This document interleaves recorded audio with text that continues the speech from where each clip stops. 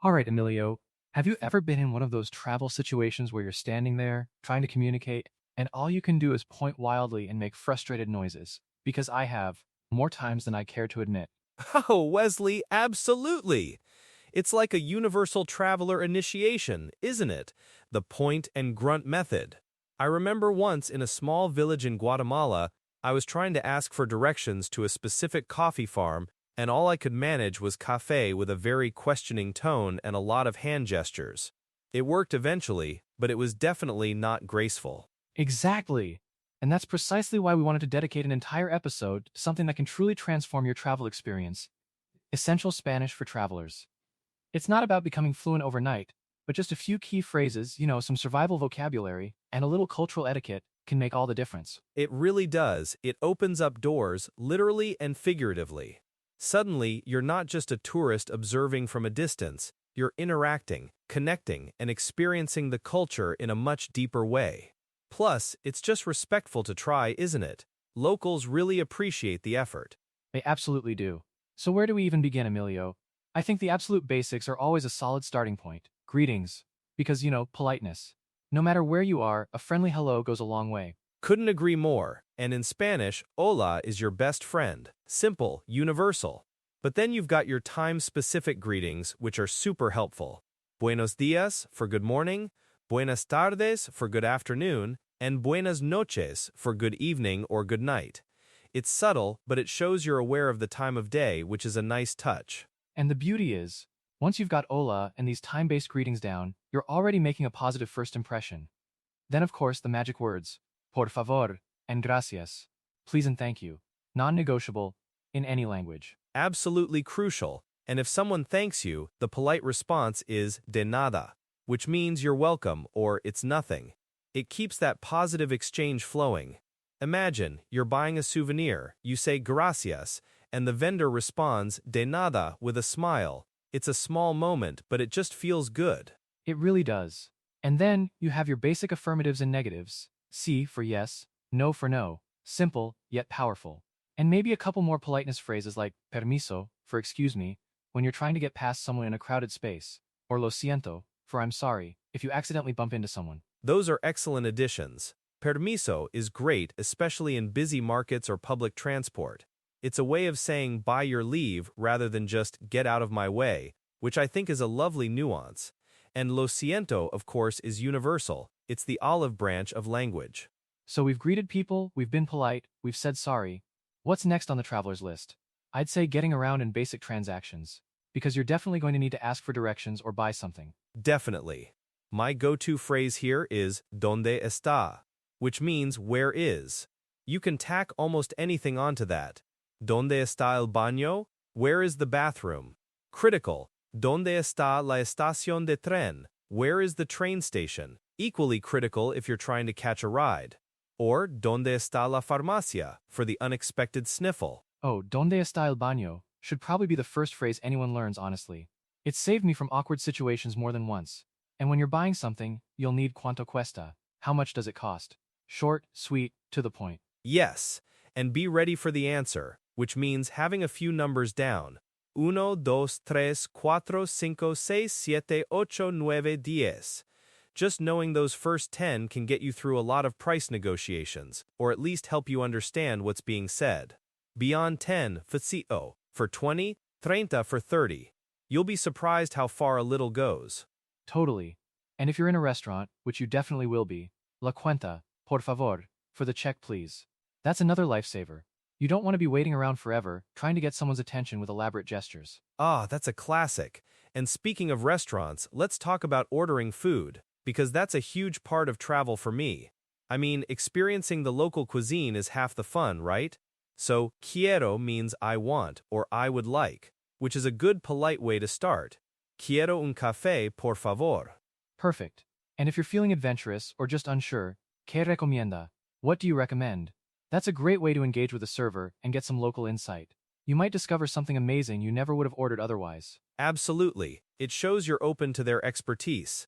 And a couple of specific items, agua for water, always good to know, cerveza for beer if you're enjoying a refreshing local brew, And if you have dietary restrictions, soy vegetariano for I am vegetarian, or sin gluten for gluten-free can be really important. Those are incredibly practical. I remember once trying to explain I couldn't eat shellfish, and it involved me miming a crab and making disgusted faces. It was effective, but no puedo comer mariscos would have been far more elegant. So, no puedo comer, followed by the thing you can't eat, is also super useful. That's a fantastic addition, Wesley. Elegance points, definitely. Now, let's pivot a little to something equally, if not more important than vocabulary: cultural etiquette. Because knowing the words is one thing, but understanding the unspoken rules is another layer of respect. Oh, this is huge.